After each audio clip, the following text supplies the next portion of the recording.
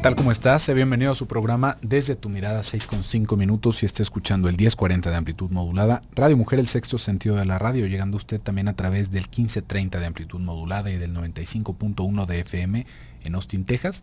También por la cadena Cable Radio Network, que está llegando a 10 estados de la Unión Americana, y por el internet al resto del mundo en www.radiomujer.com.mx. Estamos sus psicoanalistas de la radio tras los micrófonos, mi compañera Gabriela Maldonado y su servidor José Luis Amarripa. ¿Qué tal, Gaby? ¿Cómo estás? Muy bien, José Luis, ¿tú qué tal? También muy bien, aquí ya terminando la semana, otra semana que se nos va rápido. Y el día de ayer, pues bueno, igual y a usted no lo percató, pero no tuvimos nuestro ya conocido regalo de los miércoles, pero lo vamos a tener ahora. Tenemos un libro interesante para usted, para que se pueda dar un ratito de lectura, que se llama Atención Psicológica de las Personas Mayores. Es investigación y experiencias en la psicología del envejecimiento. Si usted quiere participar por este libro, que todavía tiene el precio, ahorita se lo vamos a mover. Si quiere participar por este obsequio, participe con nosotros en el programa contestando la pregunta del día de hoy, que hablando del crimen y la violencia en los hombres, Gaby, ¿qué te parecería si la pregunta fuera, usted a qué le atribuye que haya más manifestación del crimen y de la violencia en los hombres? ¿Usted por qué piensa que se atribuye? Ya nos dijo Claudia por ahí en la cápsula que esto puede llegar a provenir de una orientación patriarcal. Cuéntenos, ¿usted por qué piensa que esto pueda llegar a ser posible? También, antes de comenzar, tenemos un servicio social. Se solicitan 5 donadores de cualquier tipo de sangre para la paciente María del Carmen Hermosillo Padilla, que se encuentra en la clínica 14, piso 3, cama 348. Interesados, favor de presentarse al banco de sangre de la clínica. Y bueno, el día de ayer estábamos intentando reflexionar un poquito sobre el por qué, justamente, por qué podríamos encontrar estas manifestaciones criminales, delictivas en el hombre, y habíamos hecho pues una pequeña diferenciación en el tipo de crimen que nos podríamos encontrar, ¿no? Por ejemplo, podríamos pensar, creo que no hasta hace mucho, no sé si todavía está el adulterio como un crimen, ¿no? La infidelidad como un crimen. Por ahí, igual y si usted sabe sobre el estado de esto, porque creo que se puede establecer una demanda alrededor de esto, ¿no? Del adulterio. Pero fíjese cómo hay un montón de cosas que podríamos hacer para infringir la ley, para poder digamos, como que caer en una actitud delictiva. Sin embargo, son distintos digamos, como las estructuras, los motivos por los cuales podríamos llegar a tener este tipo de manifestaciones ya en la vida cotidiana. Le estábamos platicando el día de ayer, le estaba platicando sobre, por ejemplo, cómo es muy distinta la mente de un asesino que la mente de un ladrón. Y la mente de un ladrón es muy diferente dependiendo del tipo de robo que cometa. De la misma manera, podríamos pensar, por ejemplo, en un violador, ¿no? ¿Qué es lo que lleva a un violador a actuar? ¿Cuál es el motivo? ¿Qué es lo que sucede? Podríamos pensar tal vez en una falla en la represión, en una actitud que tendría que ver más bien como con lo sádico, ¿no? Con alguna otra perversión que tuviera que ver tal vez con algún tipo de sexo en específico que lo lleve a buscarlo en el digamos, como en una violación, ¿no? Por ejemplo, ¿qué pasa? No es lo mismo una persona que pueda violar a un adulto que una persona que pueda violar a un niño.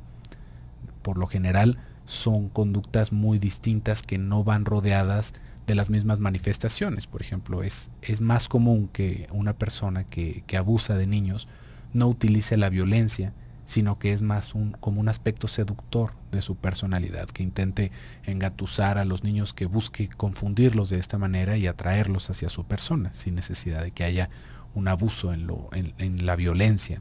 Son posturas muy muy distintas. Si se fija, son manifestaciones diferentes de una patología que vale la pena pensar, porque de repente podríamos llegar a caer en el exceso de pensar que todos los hombres son potenciales criminales. Y acá hay algo interesante. Todos nosotros podríamos llegar a manifestar el deseo de cometer un crimen, pero no todos lo van a llevar a cabo.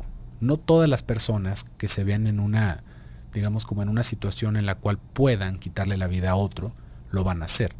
Ahí es en donde llega la represión. No todas las personas que tengan la posibilidad de robar lo van a hacer. ¿Por qué? Porque ahí una vez más actúa la represión, la censura. Pero estas diferencias de repente no son tan abismales como nosotros las queremos ver. ¿Sí ve?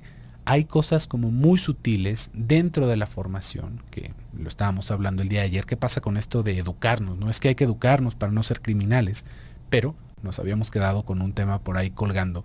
¿Qué sucede con esta parte de la conciencia moral? Porque la conciencia moral no es algo que se aprenda en una clase de valores, es algo que se nos transmite, es algo que, si usted lo quiere pensar de alguna forma, se nos hereda. Y también, ¿cómo es que se va construyendo este tipo de conciencia en un hombre y una mujer? Es muy, muy, muy distinto. Uno podría pensar que es un acomodo más rígido en el hombre, que es, digamos, como ya lo habíamos platicado el día de ayer, por el miedo a la castración, en lugar de cómo lo puede vivir una mujer. Sin embargo, vamos a encontrar más criminales hombres que mujeres, aunque haya más mujeres que hombres en la población. Entonces, ahí, ¿qué es lo que va pasando? Y aquí hay una cosa importante para poder distinguir también, si bien estuvimos hablando desde el día de ayer, que se trata de, ya cuando estamos hablando a nivel de crimen, por ejemplo, se trata de efectivamente una patología. Sin embargo, no siempre que hablamos de una patología hablamos de algo que tenga resolución. De hecho, hay ciertos grados, digamos que nuestro psiquismo debería estar enmarcado dentro de ciertos límites que son necesarios para que podamos funcionar. A veces estos límites no quedan bien establecidos por el crecimiento, por la educación, etcétera, o hay ocasiones en las que un evento, un determinado evento, hace que se empuje demasiado y se rompa algo de eso, alguna parte como esencial de la estructura del psiquismo.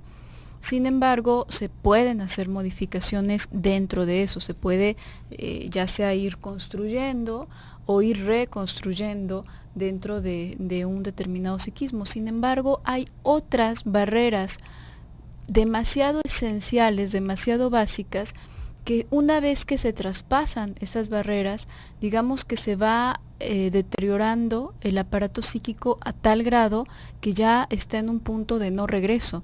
Hay cosas que van a arrasar el psiquismo de cierta manera que ya no hay retorno. Yo decía el día de ayer, si bien las patologías se pueden describir como posiciones, por decirlo de alguna forma, primitivas del psiquismo, en un psiquismo adulto, posiciones que podemos ver en los niños muy normales.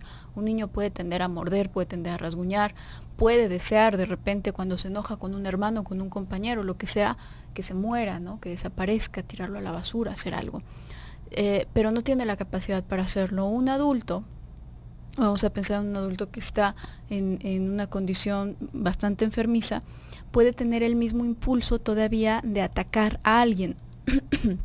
Sin embargo, si llega al punto de llevarlo efectivamente al acto, entonces se rompe algo que ya no se puede reconstruir. Esa tranca no es algo que uno puede decir, bueno, pues no lo voy a volver a hacer. Bueno, pues, y no en el sentido práctico. A lo mejor por circunstancias, por falta de oportunidad, por lo que sea, por lo que quieras y gustes, quizás ocurre una única vez en la vida. A lo mejor no vuelve a matar a alguien en lo que le queda de vida, pero eso no significa de ninguna manera que se haya resarcido, que se haya reconstruido esa parte del psiquismo. Esas trancas son unas que una vez que se pasa de ahí, ya no hay manera de reestructurarlas y ya dejan un daño. Imagínate como una gotera que va a estar ahí constantemente. Siempre va a existir esa salida como posible. Cosa que, bueno, si antes de eso o hubiese existido pues la educación necesaria o hubiese existido como algún tipo de acompañamiento antes de reventar en eso, pues quizás se habría podido detener. Vamos a ir a un pequeño corte. Antes te recuerdo, estamos obsequiando el libro Atención Psicológica de las Personas Mayores. Es una investigación y experiencias en psicología del envejecimiento. Si quieres participar por este libro, solamente comunícate y responde a la pregunta del día de hoy. Volvemos.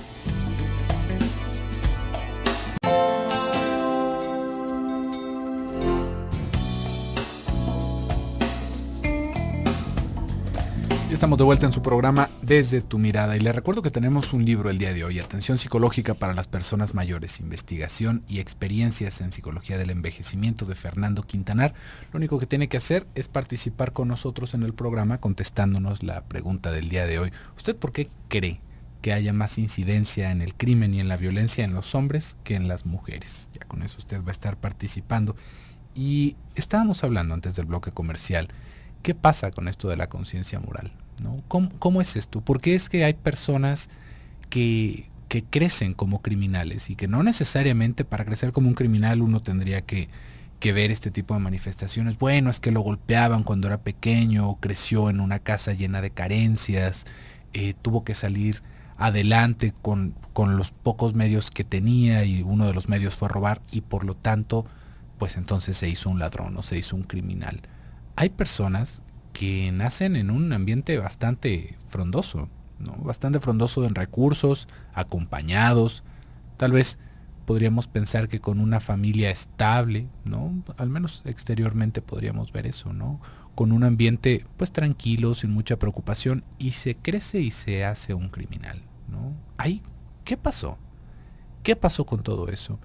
¿Por qué roba la gente? ¿Cuál sería el punto de robar? O de repente uno va pensando, ¿no? Es que cómo tal o cual persona puede dedicarse a robar estéreos de auto o a hacer fraudes.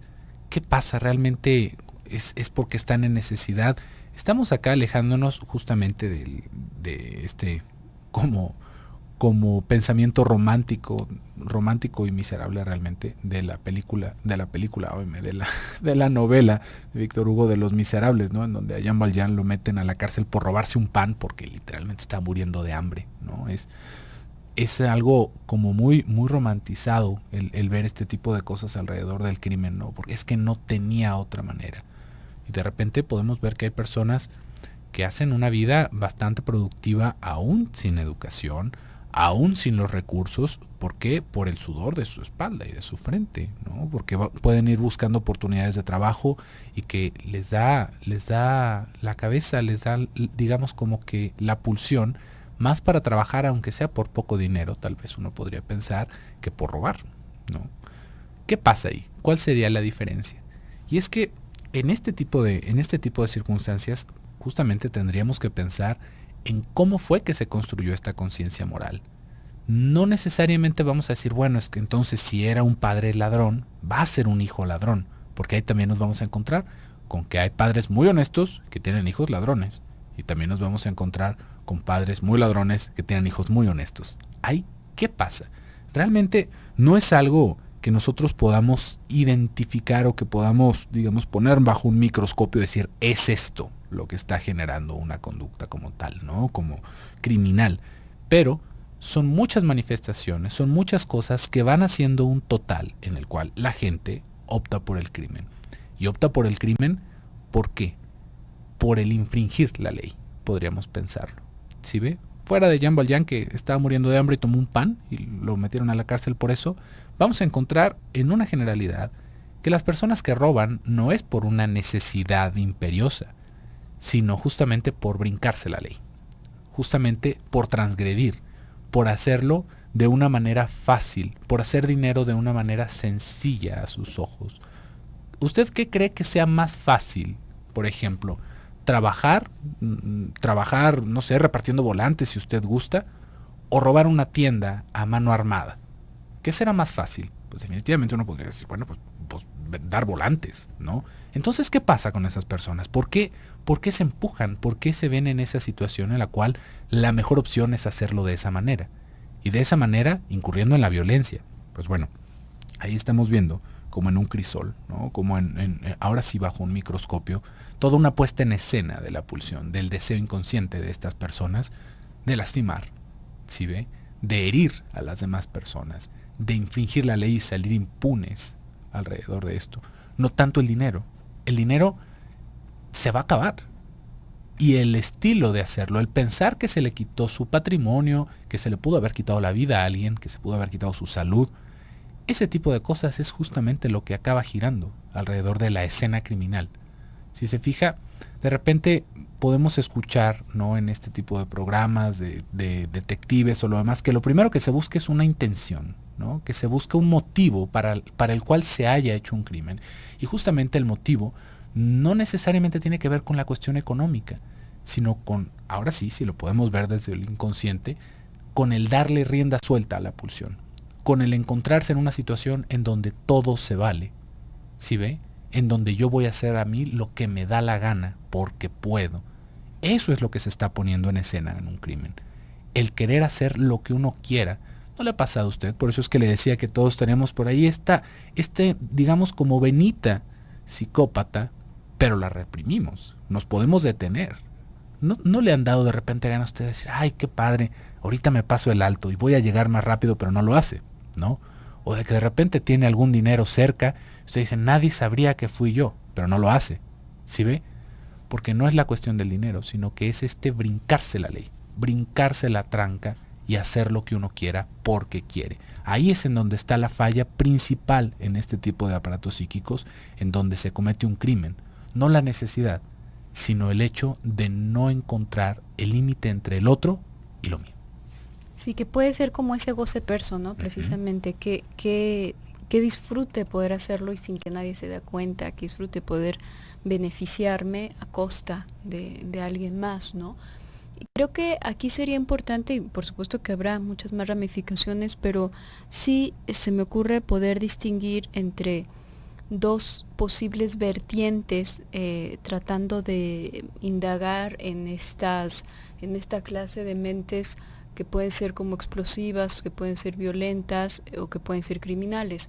Yo hablaba hace un momentito de estos límites básicos que en donde tiene que estar enmarcado el psiquismo para que funcione. Y digamos que habría, en este momento pienso en dos tipos de posibles criminales. Por una parte, hay personas cuyos limitantes no se crearon, no se formaron, pero a un nivel ya no nada más de conciencia moral, sino a un nivel de conciencia en sí, de conciencia de ser, de existir. Entonces, una persona puede crecer demasiado como disuelta, demasiado como sin cuajar, con un psiquismo, un yo, una identidad demasiado ambigua, demasiado líquida todavía, que no se estructura bien en algo.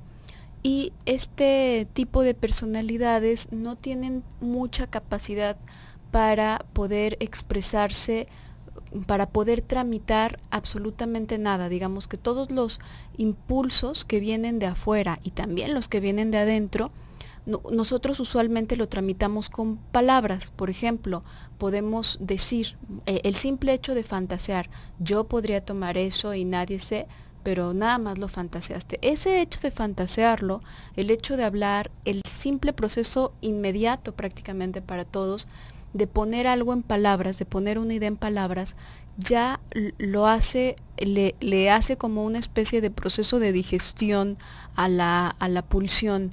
Esa pulsión agresiva, de pronto, esa pulsión erótica, de pronto, al momento de idearla, de ponerla en palabras, de pensarla, ya esto es una especie de digestión, esto es una especie de trámite que se hace acerca de ella y que nos permite más adelante, quizás, si todavía se cuenta con esa capacidad, poder canalizarla, poder sacarla por otro lado. Puede ser, por ejemplo, un impulso erótico, bueno, pues no va a ser descargado así inmediatamente en cualquier parte, con cualquier persona que te lo despierte, pero sí puedes disfrutar de tu vida, de este impulso erótico en tu vida íntima, por ejemplo, ¿no? Entonces digamos que por ahí lo agarramos, lo tramitamos y se canaliza a una parte que no vaya a violentar, donde no te vayas a convertir en un violador, etcétera. Una persona que no tiene estas herramientas o estas capacidades tienden más a pasar directo al acto. No hay un puente que vaya dosificando, que vaya marcando paso a paso de la pulsión, que la vaya sacando como de esta manera canalizada, de esta manera indirecta. sino que pasa directo a lo real, pasa de la cabeza a lo real. Entonces, de pronto, en un enojo, pues ni te van a decir una grosería, ni a lo mejor, a que sería todavía más elaborado, les va a dar la cabeza como para hacer un chiste y entre broma y broma ofenderte. Probablemente te van a soltar un golpe en la cara, ¿no? ¿Por qué? Porque no está esa capacidad. Hago esta diferencia porque en este caso no está necesariamente presente ese goce perverso de voy a hacerlo aunque sé que no debería hacerlo, sino que hay una desconexión total de no saber ni qué. No. Vamos a ir a un pequeño corte. Recuerda, estamos obsequiando el libro Atención Psicológica de las Personas Mayores. Comunícate y contesta la pregunta del día de hoy. Volvemos.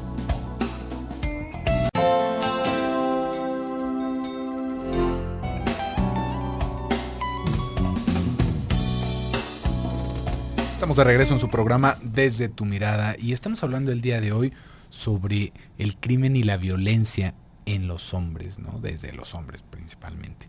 Y hemos estado hablando alrededor de muchas cosas, pero nos quedamos en el bloque anterior pensando sobre cuál sería la diferencia, cuál sería de repente la ganancia real en un crimen, ¿no? Cuál sería el punto en específico en el cual podríamos ver justamente este comportamiento psicópata, ¿no? Y el comportamiento psicópata tendría que ver justamente con esto, con hacer del otro mi beneficio, ¿sí ve? Y esto lo podemos ver en muchos sentidos, no necesariamente tiene que pasar a una actividad delictiva. Por ejemplo, podríamos ver también a un psicópata en una persona que manipule a los demás a su beneficio. ¿En qué sentido? ¿Usted no ha salido en algún momento con algún amigo o con alguna amiga que de una o de otra manera usted acaba pagando por su bebida o por su comida? Porque se le olvidó su tarjeta de crédito, porque no le pagaron el día de hoy. Y no le pagaron el día de hoy, pero estuvo bebiendo como cosaco toda la noche, ¿no? Pero no traía dinero. ¿Y qué vamos a hacer, no? Y bueno, te presto, muy bien. Y son esos préstamos que nunca vuelven. O igual y no el amigo, el hermano, de repente que se le acaba colgando, ay, que no hay dinero para la colegiatura de los hijos, que no hay dinero para pagar las tarjetas. Y uno, bueno, está bien, con mucho esfuerzo podemos hacer un préstamo y luego nos enteramos que la tarjeta de crédito estaba hasta el tope. ¿Por qué? Porque se sacaron 2 televisiones, una sala nueva, ropa para la familia y ya no se iba a poder pagar y los iban a tener que embargar. Pues les iban a embargar las cosas que compraron, ¿no? ¿Por qué acabamos pagando nosotros eso? Ahí es la pregunta. Eso es una cosa psicópata. Eso es una actitud psicopática. Y esto, si se fija, va por el mismo sentido del crimen. El que roba está esperando a que el otro trabaje para quitárselo. Se lo está quitando a la fuerza si usted gusta. Hay personas que de alguna manera como que se sienten más elegantes en sus robos porque dicen, yo no estoy robando, yo no estoy lastimando a nadie, yo lo estoy haciendo porque soy muy inteligente. ¿Sí ve? Porque yo tengo la manera de hacer este tipo de cosas, ¿no? De robar a las grandes compañías y no a la gente, de robar un banco, y se van sintiendo de una manera, como le digo, más elegantes, pero al final de cuentas es lo mismo, es hacer que el otro trabaje por uno. Ahí es en donde está esta parte, y en el disfrute que genera justamente el hacerla, ¿sí ve? Porque pensando en esta persona que no trae dinero al momento de pagar en los restaurantes, ¿usted cree que realmente no traía dinero? ¿Usted qué piensa? Que le hubieran, no, pues nadie trae para pagar tu comida. Te vas a tener que quedar a trabajar de lavaplatos, ¿no? ¿Usted realmente piensa que esa era su alternativa? Habrán algunas personas medio ambiguas que igual y les vale, ¿no? Pero ahí el asunto es hacer que el otro pague. Hacer que el otro me compre, ¿sí ve? O también podríamos ver en este tipo de enamoramiento, por ahí, algunas personas, ¿no? Hombres y mujeres, que van seduciendo a los otros. Oye, pues qué padre, me la paso contigo, tienes una plática muy padre. Vamos, habríamos de irnos al cine o a comer. Y la otra persona encantada, pensando que encontró a su alma gemela, ¿no? Y el otro va, paga, regalos, invitaciones, y la otra persona no hace nada. Y realmente no tiene la intención de continuar adelante en una relación. Ahí qué pasa. Y luego, cuando viene la pregunta, oye, ¿y qué pasó? Pues no te gustaría que hiciéramos más seria nuestra relación. No, yo no estoy listo para una relación, ¿no? Entonces, ¿y por qué no me dijiste eso antes de que nos fuéramos de vacaciones una semana, ¿no?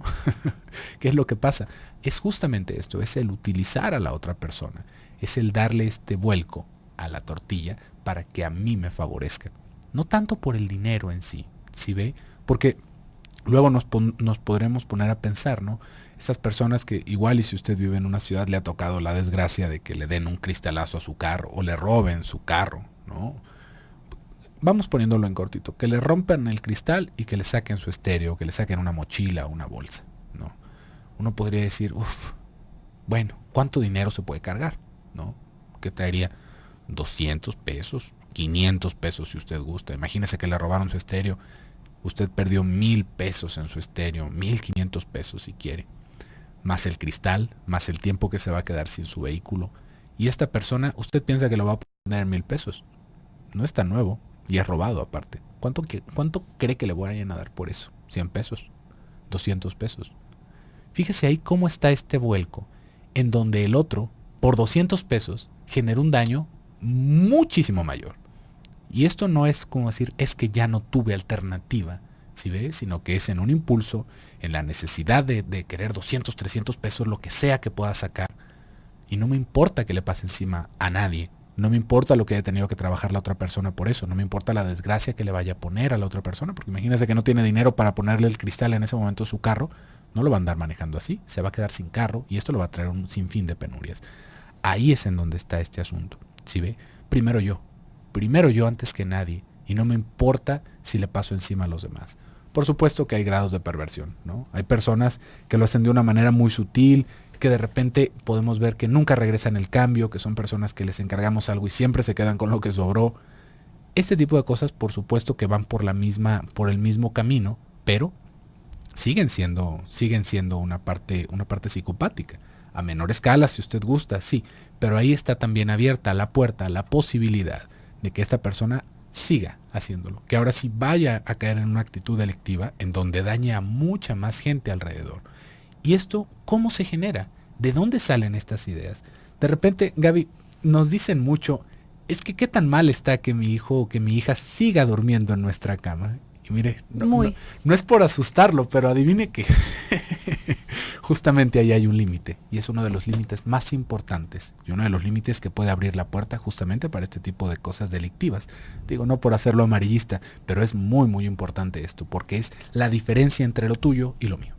Sí, ahí debería de haber un límite. Nos pregunta Miguel Peña, ¿cómo, como hombres o mujeres, cómo detectar a estas personas que son psicópatas sociales?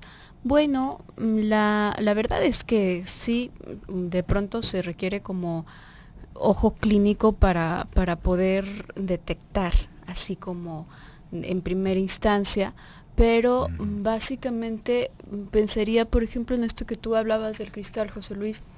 La diferencia es que una persona que está en la indiferenciación, más en la locura, digamos, va a hacer las cosas precisamente porque no tiene noción de antes o después, o de menos o más, de gravedad, visión de futuro, nada de eso, porque está totalmente como descarriado, está totalmente como que todavía no se terminó de formar, digamos. Y bueno, no va a ser discreto, no va a ser muy suspicaz, que digamos, va a ser como mucho más evidente, porque tampoco es que sepa de lleno, digo, sabe que si lo cachan lo van a seguir, entonces a lo mejor, bueno, busca que no esté la policía, por ejemplo, para reventar el vidrio de un carro, pero hace cosas como mucho más evidentes y más toscas, más burdas. Una persona con perfil psicopático, una persona psicópata, suele guiarse, digamos, reconoce esos límites y los utiliza precisamente para hacer lo que no debería, para torcer la ley.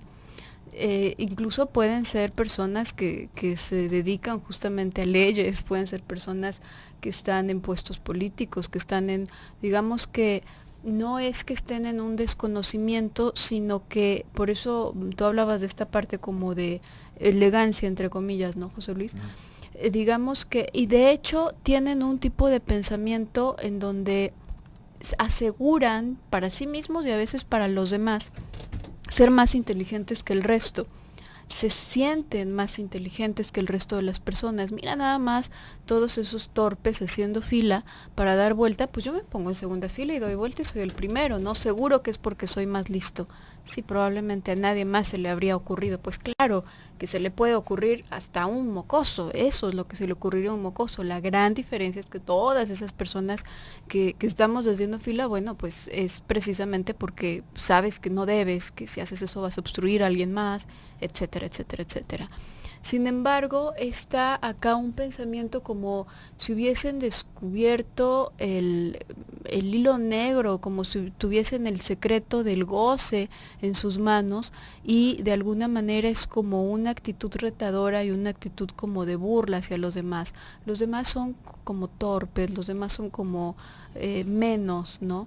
Y este tipo de actitud se nota ya sea de la forma más evidenciada en este ser petulante, en este ser, o bien de una manera muy velada en este yo te voy a rescatar, yo te voy a ayudar, yo te voy a dar, yo soy muy bueno, yo te puedo dar todo lo que las otras personas no te pueden dar. Siempre que escuches esta labia, siempre que escuches todas estas certezas, mucho ojo, porque por ahí estamos viendo algo que no puede ser demasiado bueno. Vamos a ir a un pequeño corte. Recuerda, estamos obsequiando un libro. Participa, volvemos.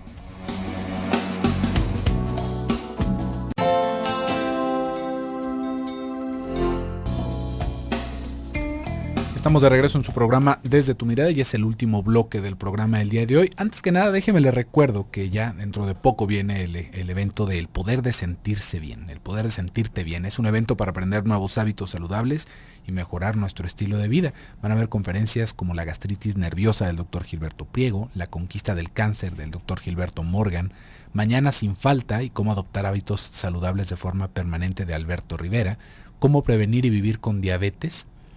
Me estaba brincando ahí a uno de los expositores, la conferencia de Mañana sin falta y cómo adoptar hábitos saludables de forma permanente, lo van a dar Alberto Rivera y Nelson Gómez, que son entrenadores físicos, conductores de mujer y fitness.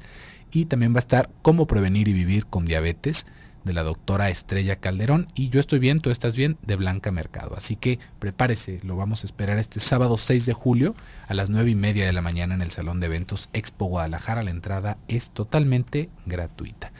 Y bueno, continuando con este tema, me quedo pensando en la pregunta que nos hizo Miguel. ¿Cómo se pueden encontrar a estas personas? ¿Cómo se puede saber quién es un psicópata y quién no? El otro día estaba escuchando una canción en internet muy buena, que no sé qué tan seria era, pero cuando nosotros escuchamos de alguien todo lo que queremos escuchar, cuando nos parece una persona tan maravillosa, tan atenta, tan pendiente de todo lo que nos sucede, tan perfecta como para ser verdad, déjenme le digo, lo más seguro es que sea mentira. Realmente es muy difícil encontrar este tipo de empatía con alguien. ¿Por qué? Porque de alguna manera esa empatía nos va demostrando que el otro nos está dando el avión, nos está dando por nuestro lado. Nadie puede empatizar al 100% con nosotros. Y esto es algo, Gaby, que qué bárbaro, qué triste se me hace, pero que dentro del ambiente de la psicología es una trampa en la que se puede caer fácilmente en un supuesto tratamiento psicológico, ¿no? Que nosotros vamos a platicar de nuestras cosas, de nuestras penurias con alguien, y la otra persona nos apapacha, nos dice que sí es cierto, que nosotros le tenemos que echar ganas, que la gente de nuestro alrededor está en nuestra contra, que nos entienden, que nos apoyan, que cuando sea ellos van a estar ahí a nuestro lado, y nosotros necesitados de afecto, necesitados de cariño, caemos en eso, ¿sí ve? Pensando que por ahí va el asunto de la psicoterapia, que es ir y pagarle a alguien para que nos dé por nuestro lado, para que nos haga sentir bien. Y en el momento en el que de repente nos topamos con un aspecto distinto en el consultorio, alguien que nos puede confrontar, que nos cuestiona, ¿no? Que no necesariamente es una cosa negativa, ¿sí ve? Ni en un aspecto de querer hacer daño, sino para poder pensar qué es lo que está sucediendo. Ahí nos saca de nuestros cabales, ¿no? Decimos, esto no es lo que yo no necesito saber si estoy bien o si estoy mal, yo lo que necesito es alguien que me escuche. Ahí, fíjese cómo estamos pidiendo que nos embauquen, estamos pidiendo que nos enganchen, en una trampa de miel. ¿Por qué? Porque nosotros vamos por esa dulzura y nos quedamos atrapados en esto. Nos quedamos atrapados en el sí, sí es cierto. Todos están mal y yo estoy bien. Eso. Y aparte me lo dijo un psicólogo, imagínense, ¿no? Mucho cuidado con este tipo de tratamientos. Mucho cuidado. ¿Por qué? Porque también va pasando de una manera dentro de lo inconsciente. Este querer complacer, querer ser esa buena persona de la historia, nos puede dejar entrampadísimos en un proceso psicológico. Y nos dice Elba, son personas impulsivas que no miden las consecuencias y que no traen buenos principios desde pequeños. Esto nos lo está compartiendo. Muchas gracias, Elba. Y es justamente lo que estábamos diciendo. Fíjese, para no dejarla con el susto de esto de qué tan necesario es sacar a los niños del cuarto de los padres, se lo dije como con un acento, pero sí es cierto, ¿eh? Ahí hay algo muy, muy cierto. El primer límite que le vamos a poder enseñar a los niños, tiene que ver con esta parte del sexo, por ejemplo.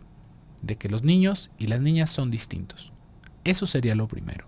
Y de que el cuarto de los padres es el cuarto de los padres y ellos tienen su cuarto. O si no podemos tener tantos cuartos para todos, ellos tienen un espacio separado de donde no están los padres. Esto va a ser, digamos, como la principal piedra que vamos a poder poner en el aspecto moral de las personas. Porque fíjese cómo en ese movimiento, que de repente suena tan sonso y tan simple, en ese primer momento vamos a poder activar esta idea de que hay alguien que me pone un alto, de que ese espacio no es para mí. Y no nada más cualquier persona, me lo están diciendo mis padres, las personas que yo más quiero, que me están cuidando, que dependo de ellos, y ellos con todo lo que me quieren me pueden poner un límite. Y un límite que tiene que ver no con que me estén haciendo sufrir, no con que me estén privando de algo que yo quiero solamente, sino porque es una cosa formativa, porque ellos necesitan su espacio y yo ahí no quepo. Eso es importantísimo, pero importantísimo en todo lo que podremos ver. No quiere decir que si usted está dejando dormir a sus niños en su cuarto se van a ser criminales, pero le está abonando, déjeme le digo, le está abonando ¿para qué? Para que no haya un respeto por el espacio de los demás, para que no haya esta idea de que hay un límite para lo que yo puedo hacer. Y no es un límite real, si ven, no es que haya un muro de ladrillos en medio, porque ese es exactamente el engaño del perverso. Realmente no hay un límite, el límite lo ponemos nosotros. Si nosotros no ponemos un límite, parece que todo se vale, pero ese todo se vale nos desbalaga, nos deja totalmente fuera de la civilización y de nuestros cabales. Así que nosotros tenemos que poner los límites, pero nosotros los tenemos que otorgar a las personas que son más pequeñitas que nosotros. Exactamente, y bueno, evidentemente nadie puede dar algo que no tiene, ¿no? Definitivamente habrá, y sí los hay, casos de padres, por ejemplo, que ya dentro de toda la conciencia y de toda la perversión, por ejemplo, hacen partícipes a los hijos de las actividades de su alcoba, ¿no? De las actividades privadas, de el espacio privado como el baño, etcétera, ¿no?